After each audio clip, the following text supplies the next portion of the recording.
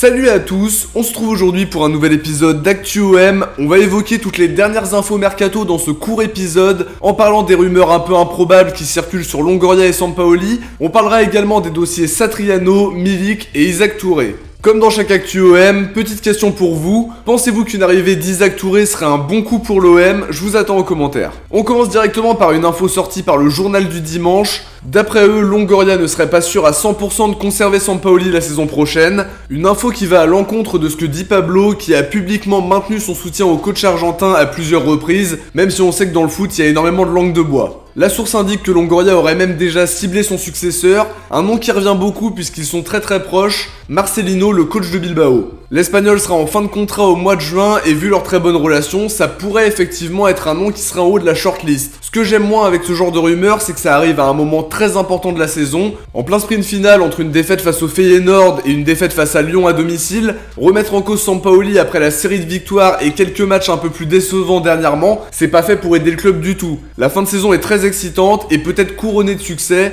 Faudra faire les comptes à la fin, mais je voulais vous relayer cette info qui a un peu tourné ce week-end. De votre côté, pensez-vous que Sampaoli doit poursuivre à l'OM ou alors avez-vous quelques doutes? Dites-moi tout ça en commentaire. Autre rumeur qui est un peu dans la même veine, toujours de la part de la même source dont je connais très peu la fiabilité pour être honnête, le JDD explique que Pablo Longoria est dans le viseur du Milan AC, qui devrait prochainement être acheté par un fonds du Bahreïn apparemment. Faut dire que Longoria a fait ses preuves dans le domaine du mercato depuis son arrivée à l'OM en changeant quasi totalement le visage de l'équipe. Pour autant, c'est une piste qui paraît assez surprenante puisqu'il a expliqué que l'OM était peut-être sa dernière aventure sans écarter de reprendre un poste de recruteur par la suite. Une info que je trouve pas forcément béton et qui peut se baser uniquement sur de la spéculation. Vu le projet qu'il met progressivement en place, je vois pas Longoria quitter le club, surtout que ses choix commencent à porter leurs fruits et ce serait bête de quitter le club maintenant. On enchaîne sur le dossier Martin Satriano, on en parle assez régulièrement depuis quelques jours, une rumeur plausible qui correspond bien aux attentes de Longoria, recruter des jeunes joueurs à fort potentiel pour en faire une plus-value si le joueur explose. En France, l'OM n'est pas seul sur le coup, Lille s'y intéresse d'après Ignazio Genuardi, il se prépare au départ de Yilmaz et de David, l'Inter veut le prêter pour qu'il continue à avoir du temps de jeu et à progresser, il pourrait par contre opter pour un transfert définitif si un club fait une offre vraiment intéressante. A voir si l'OM peut se placer sur le dossier, quelles sont les attentes en termes d'indemnité pour les Milanais, même si la marge de manœuvre financière de l'OM sera réduite et qu'on imagine surtout Longoria se tourner vers des prêts ou des joueurs libres.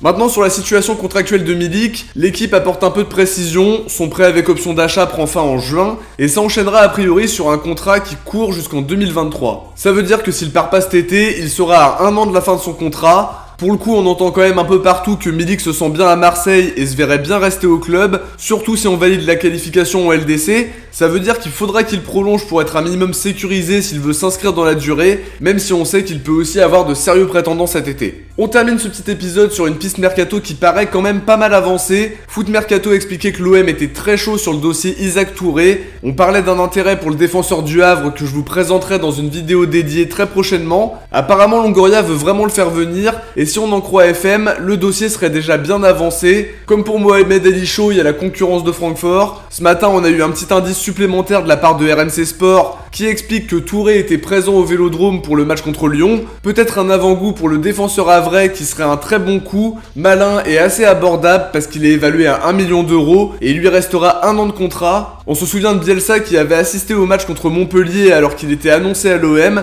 Ça veut pas dire que le transfert de Touré est déjà bouclé et sûr et certain à 100%, mais c'est quand même un plutôt bon signe à prendre. De notre côté, on arrive à la fin de ce petit épisode, j'espère que ça vous a plu. Si c'est le cas, n'hésitez pas à liker et à vous abonner pour ne rien louper de l'actu de l'OM. On se retrouve dès demain pour l'avant-match d'OM Feyenoord. Ciao, portez-vous bien et surtout allez l'OM.